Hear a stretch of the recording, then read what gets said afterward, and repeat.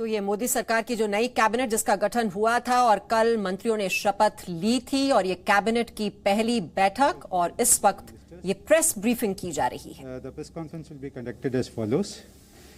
First, the Honorable Minister for Information Broadcasting will give opening remarks, followed by remarks by the Minister for Agriculture and Farmers Welfare, followed by remarks by the Minister for Health.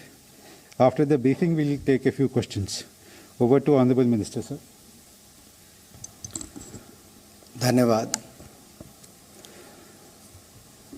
आज की cabinet meeting में कुछ महत्वपूर्ण निर्णय लिए गए हैं जिसकी जानकारी आप सबको देने के लिए विशेष तौर पर पहले तो कृषि एवं किसान कल्याण मंत्रालय से जुड़ा हुआ है।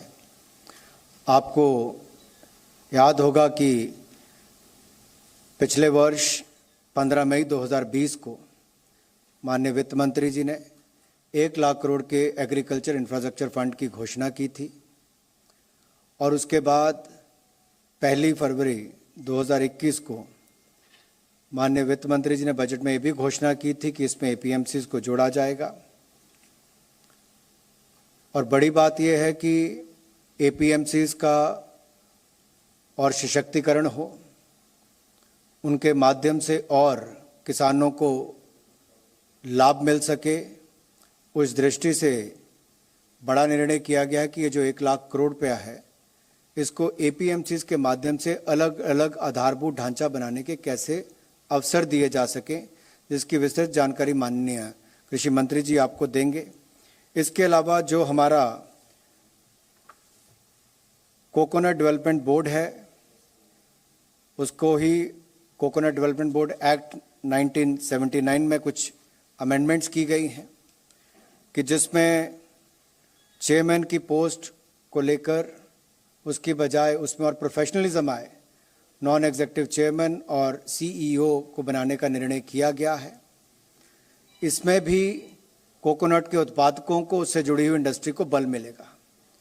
पहले निर्णय में जहां एपीएमसी के माध्यम से देश भर के किसानों को और लाभ देने का काम किया है, जैसा पहले ई-नैम्स के माध्यम से भी मंडियों को और मजबूत करने का काम किया, एक के बाद दूसरा निर्णय मोदी सरकार में माननीय कृषि मंत्री जी ने जो लिए हैं वो एपीएमसीज को मजबूत करने के लिए उस पर विस्तृत जानकारी माननीय मंत्री जी देंगे। जो दूसरा विषय हेल्थ से रिलेटेड है, क्योंकि पिछले वर्ष के बाद ही लगातार कोरोना से लड़ने के लिए बहुत सारे कदम केंद्र सरकार ने भी उठाए, राज्य की सरकारों की मदद करने का काम भी किया। आपको याद होगा emergency response and health fund जो हमने किया था पिछली बार, वो 15,000 करोड़ रुपया सबसे पहली मदद के रूप में केंद्र सरकार ने राज्यों को अपनी टेस्टिंग फैसिलिटीज, लैब्स और बाकी आधारभूत ढांचा हेल्थ से रिलेटेड सुधारने के लिए दिया था। उसके बाद ये भी निर्णय किए कि एसडीआरएफ का पैसा भी कोविड की लड़ाई में इस्तेमाल किया जा सकता है। ये निर्णय भी उस समय हुआ था कि नेशनल हेल्थ मिशन के पैसे को भी उसमें उपयोग किया जा सके, क्योंकि कोविड से जंग जीतेंगे हम। इसमें लगातार केंद्र ने राज्यों की मदद करके एक टीम के रूप में काम किया और आज एक बड़ा निर्णय फिर emergency response and health systems preparedness package 2, जिसको 23,123 करोड़ रुपए का आज उस पर निर्णय लिया है। इसमें भी राज्यों को अगर भविष्य में कोई ऐसी स्थिति आती है कि कोविड से लड़ना पड़े, तो जैसा हमने पहले भी कहा था कि बाल चिकित्सा के लिए पीडियाट्रिक्स और बाकी सब सुविधाएं और बाकी भी सब, उस पर माननीय हमारे स्वास्थ्य मंत्री मनसुख भाई वो भी आपको उस पर जानकारी देंगे। मैं पहले आग्रह करता हूं आदरणीय नरेंद्र सिंह तोमर जी से, माननीय कृषि एवं किसान कल्याण मंत्री जी, और उसके बाद माननीय मनसुख भाई उसके बाद स्वास्थ्य के बारे में जानकारी देंगे।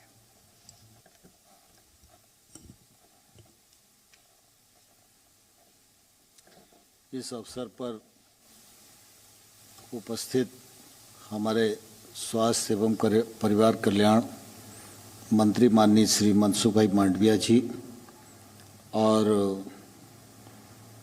हमारे सूचना प्रकाशन मंत्रालय के नवनियुक्त मंत्री माननीय श्री अनुराग ठाकुर जी, सचिव कृषि, डीजी साहब और उपस्थित मित्रों, जैसा कि माननीय मंत्री जी ने आप सबके समक्ष विषय रखा कि आज मंत्रिपरिषद की बैठक संपन्न हुई।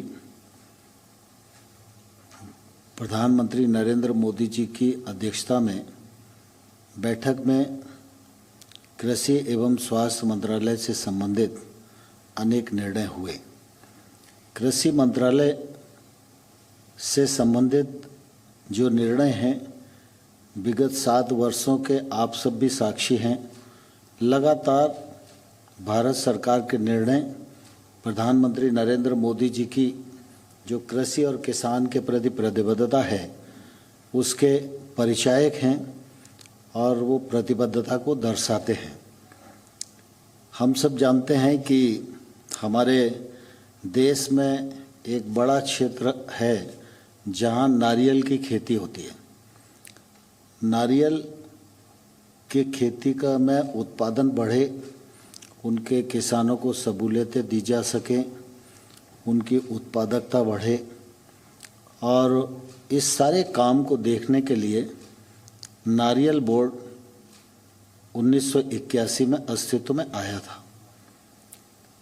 इस नारियल बोर्ड के एक्ट में हम लोग संशोधन करने जा रहे हैं। एक तो बोर्ड का जो अध्यक्ष है वो गैर शासकीय व्यक्ति होगा, उसी परिक्षेत्र से होगा, किसान पृष्ठभूमि में होगा और जो फील्ड की गतिविधियों को ठीक प्रकार से समझ सके। और एग्जीक्यूटिव पावर के लिए एक सीईओ होगा, उसके अंदर एग्जीक्यूटिव पावर निहित रहेंगी। बोर्ड में 2 प्रकार के सदस्य हैं। एक प्रकार है केंद्र सरकार द्वारा नामित कुछ राज्य जो उसमें प्रतिनिधि के तौर पर रहते हैं। दूसरी श्रेणी ऐसी है जो बाकी राज्य बचते हैं, वो चक्रानुक्रम से उसमें जुड़ते जाते हैं और उनका कार्यकाल समाप्त होता जाता है। इस बार हम लोगों ने यह भी फैसला किया है कि केंद्र सरकार जिन 4 सदस्यों को नॉमिनेट करती है उनकी सदस्य संख्या बढ़ाकर 6 की गई है और अब आंध्र प्रदेश और गुजरात भी उसमें मेंबर होंगे। यह भी परिवर्तन करने हम जा रहे हैं। तीसरा इस क्षेत्र में परिवर्तन है कि नारियल बोर्ड अभी तक भारत के भीतर बोर्ड की गतिविधि हो, नारियल की खेती हो, इस दृष्टि से काम कर सकता था, विचार कर सकता था, योजना कर सकता था, उसे क्रियान्वित करने की कोशिश कर सकता था। लेकिन अब नारियल की खेती और नारियल के किसान को और लाभ हो, इस दृष्टि से वह भारत के बाहर भी गतिविधि की आवश्यकता है तो बोर्ड उस पर विचार कर सकता है और आगे बढ़ सकता है। ऐसे 3-4 प्रकार के संशोधन निश्चित रूप से इस दिशा में हुए हैं। दूसरा आप सबको ध्यान में है, और मैं किसान आंदोलन से जुड़े हुए मित्रों को भी कहना चाहता हूँ, आम तौर पर ये कहा जाता है कि नए कानून आए उससे एपीएमसी ख़त्म हो जाएगी। आप सबके ध्यान में है कि भारत सरकार ने जो कुछ भी समय समय पर कहा है उसको करने का सद प्रयत्न किया है, और जो घोषणा बजट में भारत सरकार की होती हैं उनको भी क्रमशः हम पूरा करते हैं। जब इस बार बजट आया था तो ये कहा गया था कि मंडियां समाप्त नहीं होंगी, मंडियों को और मजबूत किया जाएगा, मंडियों को और संसाधन मिले इस दृष्टि से प्रयत्न किया जाएगा, और जो कृषि अवसंरचना फंड 1 लाख करोड़ रुपए का आत्मनिर्भर भारत के अंतर्गत प्रावधान किया गया है, उस 1 लाख करोड़ के फंड का उपयोग ये एपीएमसी कर सकेंगी। तो बजट की जो घोषणा थी उस घोषणा को पूर्णता प्रदान करने की दृष्टि से आज मंत्रिपरिषद में यह विषय आया। तो आज मंत्रिपरिषद के निर्णय के अनुसार एपीएमसी भी अब उसके लिए पात्र होंगी और वो इंफ्रास्ट्रक्चर फंड का अपने संसाधन बढ़ाने की दृष्टि से, किसानी के लिए अधोसंरचना उपलब्ध कराने की दृष्टि से उपयोग कर सकेंगे। इसी के साथ साथ राज्य सरकार और राष्ट्रीय और राज्य स्तर की जो कोऑपरेटिव की फेडरेशंस हैं या स्व सहायता समूह के फेडरेशन हैं, वो भी इसकी पात्रता की सूची में आज के निर्णय के बाद आ जाएंगे। अभी तक हम लोगों ने इसमें ये प्रावधान किया था कि कोई व्यक्ति, संस्था, सहकारी समिति, एफपीओ या एग्री स्टार्टअप, किसानों का समूह, ये सब लोग अगर आएंगे तो एक संरचना बनाएंगे तो उसके लिए 2 करोड़ रुपए तक का लोन, जिस पर सरकार की गारंटी होगी, और 2 करोड़ रुपए तक के ऋण पर 3% ब्याज की छूट होगी। स्वाभाविक रूप से हम सब इस बात को जानते हैं, कई बार व्यक्ति भी इतना क्षमतावान हो सकता है कि एक से ज़्यादा प्रोजेक्ट वो कर सके। संस्थाओं की क्षमताएं तो निश्चित रूप से और भी होती हैं। इसलिए आज हम लोगों ने ये भी निर्णय किया है कि यदि व्यक्ति एक से अधिक प्रोजेक्ट करेगा, लेकिन उसकी अधिकतम सीमा 25 होगी और ये परियोजनाएं अलग अलग गांव क्षेत्र में करना पड़ेगी। वो एक स्थान पर 10 परियोजनाएं नहीं कर सकता। तो अगर वो 25 तक भी परियोजनाएं करता है तो हर परियोजना को अलग अलग 2 करोड़ रुपए तक ब्याज पर छूट और गारंटी की पात्रता रहेगी। राज्य सरकार की जो एजेंसियां हैं या राष्ट्रीय और राज्य स्तर की जो कोऑपरेटिव्स हैं, फेडरेशंस हैं, ये लोग पर ये बंदिश लागू नहीं होगी। वो 25 से अधिक भी, लेकिन विकेंद्रीय रूप से अगर इंफ्रास्ट्रक्चर बना सकते हैं तो अलग अलग प्रोजेक्ट मानकर उनको छूट देने की पात्रता निश्चित रूप से रहेगी।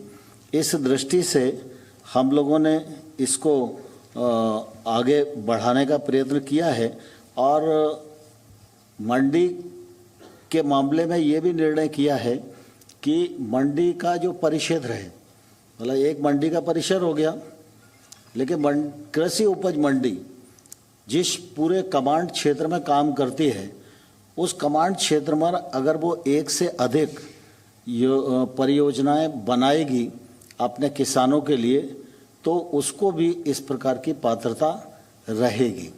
इस दृष्टि से आज के ये निर्णय निश्चित रूप से बहुत ही महत्वपूर्ण हैं और इस योजना की हम लोगों ने अवधि बढ़ाने के लिए भी निर्णय किया है। मैं समझता हूँ इस निर्णय से अधिक लोग लाभान्वित होंगे, अधिक इंफ्रास्ट्रक्चर बनेगा और आज इसका दायरा काफ़ी बढ़ गया है। और विशेष रूप से जो बात कही जाती थी कि एपीएमसी ख़त्म हो जाएंगी, एपीएमसी ख़त्म नहीं होंगी।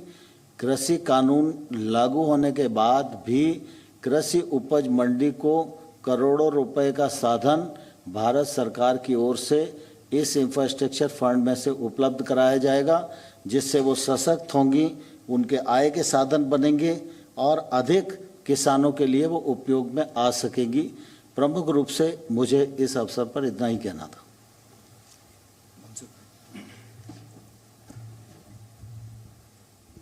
नमस्कार। आदरणीय तोमर साहब, आदरणीय अनुराग जी, सेक्रेटरी एग्रीकल्चर और सभी पत्रकार बंधु भाइयों एवं बहनों, आज हेल्थ के संदर्भ में कैबिनेट में एक महत्वपूर्ण फैसला किया गया है। आप सब लोगों को पता है कि अप्रैल 2020 में पहला package emergency Covid response package के रूप में 15,000 करोड़ रुपीस का दिया गया था और ये पैकेज का अच्छी तरह से उपयोग भी हुआ और उसका रिजल्ट भी आया। आपने देखा होगा कैटेगरी 1 में कोविड डेडिकेटेड हॉस्पिटल हमारे पास 163 थी, वो बढ़ के 4,389 हो गई। कैटेगरी 2 में डेडिकेटेड कोविड हेल्थ सेंटर उस वक्त हमारे पास था ही नहीं। ये पैसा का उपयोग करके 8,338 हमने डेडिकेटेड कोविड हेल्थ सेंटर बना लिया। वैसे ही कैटेगरी 3 में डेडिकेटेड कोविड केयर सेंटर आज 10,011 हमारे पास बन चुके हैं। ऑक्सीजन सपोर्टेड बेड्स हमारे पास 50,000 ओनली थे, उसको बढ़ा के 4,17,396 आज के दिन में हो चुका है। इस तरह से ये 15,000 करोड़ रुपीस का उपयोग हुआ और उसका फायदा भी हमें हुआ। सेकंड वेव्स में हमें जो दिक्कतें हमारे सामने आई, जो समस्याएं हमारे सामने आई, वो भविष्य में हमारे सामने इस स्थिति को हम भविष्य में कैसे निपटे, उसके लिए ये पैकेज 2 लाया गया है। पैकेज 2 में कुल मिला के 23,123 करोड़ रुपीस 23,000 करोड़ रुपीस का एक पैकेज है। ये पैकेज में कुल मिला के केंद्र सरकार और राज्य सरकार दोनों साथ में मिलके उसका इम्प्लीमेंटेशन करेंगे और ये पैसा स्टेट को दिया जाएगा। केंद्र सरकार की ओर से 15,000 करोड़ रुपीस दिया जाएगा और राज्य सरकार 8,000 करोड़ रुपीस निकालेगी। सभी के साथ, सभी स्टेट गवर्नमेंट के साथ कंसल्टेशन के आधार पर कौन सी व्यवस्था करने की आवश्यकता है। सेकंड वेव्स में हमने देखा कि देश में बेड आज के दिन में जो पीक पर पहुंचा था सेकंड वेव्स, तो क्या स्थिति थी, उसको देखते हुए क्या करना चाहिए। देश में भविष्य में ऑक्सीजन की क्राइसिस ना खड़ी हो, उसके लिए क्या करना चाहिए। सभी स्टेट के साथ विस्तार से कंसल्टेशन हुआ। क्रिटिकल मेडिसिन की कोई किल्लत ना हो, उसके लिए भी व्यवस्था भविष्य के लिए बनाने के लिए, और भविष्य में बच्चों में कोविड का फैलावा हो तो उसके सामने हम कैसी व्यवस्था करें। एक कुल मिला के ये सारे विषय को जोड़ के ये पैकेज बनाया गया है। उसके अलावा कई ऐसी व्यवस्था है जिस व्यवस्था हमें सेंट्रल और इंटीग्रेटेड डिजिटल प्लेटफॉर्म के माध्यम से हम उसके सामने अच्छी तरह से उसका उपयोग करके कोविड क्राइसिस के सामने लड़ सके। क्या हम टेलीमेडिसिन का यूज़ नहीं कर सकते हैं? क्या हम टेली कंसल्टेशन नहीं कर सकते? उसके लिए एक अच्छी फैसिलिटी क्रिएट नहीं कर सकते? उसके लिए भी इस पैकेज में व्यवस्था की गई है। उसके अलावा ये सारी पैकेज का इम्प्लीमेंटेशन जब स्टेट गवर्नमेंट करने के लिए जाए तब सभी स्टेट में अलग अलग व्यवस्था होती है, अलग अलग सैलरी होती है। हमने प्रावधान रखा है कि अगले दिनों में 9 महीने तक, मतलब जुलाई टू मार्च तक देश में मेडिकल इंटर्न हो, रेसिडेंट डॉक्टर हो, फाइनल ईयर्स में जेएनएम स्टूडेंट हो, बीएससी नर्सिंग में स्टडी करता हो ऐसे स्टूडेंट हो, उसकी सेवा भी लेने की आवश्यकता हो तो ले सके। इसके लिए स्टेट गवर्नमेंट व्यवस्था करे और व्यवस्था में भी इस पैकेज से सहयोग मिलेगा। उसके उपरांत देश में 736 डिस्ट्रिक्ट में पीडियाट्रिक केयर यूनिट बनाने के लिए भी उसमें प्रावधान रखा गया है। हर स्टेट में पीएससी और सीएससी लेवल पर हम बेड निर्माण कर सके, उसके लिए 2,44,000 बेड बनाने की व्यवस्था और उसका प्रावधान इस पैकेज में किया गया है। 20,000 आईसीयू बेड निर्माण करने के लिए भी इस पैकेज में व्यवस्था की गई है और उसमें 20% बच्चों के लिए विशेष हो, उसका हाइब्रिड यूज हो सके। बच्चों पेशेंट के रूप में आए तो वो आईसीयू में उसके लिए भी उपयोग हो सके और बड़े लोग आए उसके लिए भी उपयोग हो सके। ऐसा हाइब्रिड व्यवस्था खड़ी करने के लिए भी हमने उसमें प्रावधान किया है। कुल मिला के कभी आवश्यकता हो जाती है, कोई क्षेत्र में बढ़ गया, महामारी बढ़ी, तो उसके लिए हमें एक बड़ी साइज का फील्ड हॉस्पिटल बनाने की आवश्यकता हो गई। तो उसके लिए भी 5,000 बेड और 2500 बेड ऐसा करके 100 और 50 यूनिट में हम बना सके, उसके लिए भी व्यवस्था की गई है। इस बार हमने देखा कि ऑक्सीजन की डिमांड जिस तरह से बढ़ी, कई लोकेशन पर प्रोडक्शन था लेकिन ट्रांसपोर्टेशन सिस्टम में भी बहुत दिक्कत आई। तो ऐसी स्थिति भविष्य में निर्माण न हो जाए, उसके लिए भी हर डिस्ट्रिक्ट लेवल पर 10,000 लीटर क्षमता की व्यवस्था, हमने स्टोरेज क्षमता की व्यवस्था हर डिस्ट्रिक्ट पर 10,000 लीटर स्टोरेज की व्यवस्था हो। ये 9 महीने में हमें सारी व्यवस्था करें, जैसे कि भविष्य में ऐसी कोई स्थिति निर्माण हो जाए तो उसका सामना हम अच्छी तरह से कर सके। जब पेशेंट को घर से हॉस्पिटल तक ले जाना होता है, जब पेशेंट को घर से हॉस्पिटल तक ले जाने के लिए एम्बुलेंस की आवश्यकता हो, उसके लिए भी हमने इस पैकेज में व्यवस्था की है। कुल मिला के मेडिसिन की भी किल्लत ना हो जाए, सेंट्रल लेवल पर भी बफर स्टॉक के लिए, स्टेट और डिस्ट्रिक्ट लेवल पर भी 1 करोड़ रुपीस की मेडिसिन डिस्ट्रिक्ट लेवल पर प्रोक्योर करके बफर स्टॉक कर सके, ऐसी भी व्यवस्था इस पैकेज में की गई है। कुल मिला के भविष्य में कोविड बढ़े तो उसका सामना देश अच्छी तरह से और योजनापूर्वक कर सके, इस पैकेज के माध्यम से सुनिश्चित किया है। मुझे विश्वास है कि इस पैकेज का इम्प्लीमेंटेशन 9 महीने में किया जाएगा और भविष्य में कोविड की जो स्थिति बढ़े तो उसका हम अच्छी तरह से सामना कर पाएंगे। धन्यवाद। Thank you, sirs. We'll now take a few questions.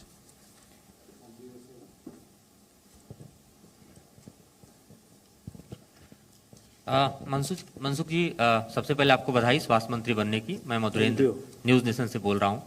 आपने जो पैकेज की घोषणा की, जाहिर तौर पर थर्ड वेव की तैयारियों के मद्देनजर और आगे की जो चुनौतियां हैं कोविड की, उसके लिए की गई है, लेकिन इसका टेन्योर लंबा रखा गया है, 9 महीने का टेन्योर, जबकि जो एक्सपर्ट हैं वो बता रहे हैं कि अगस्त या सितंबर से थर्ड वेव शुरू हो जाएगी। तो जो सामने का थर्ड वेव है, जिसको लेकर पूर्वानुमान है, उसको लेकर इस पैकेज में क्या व्यवस्था है?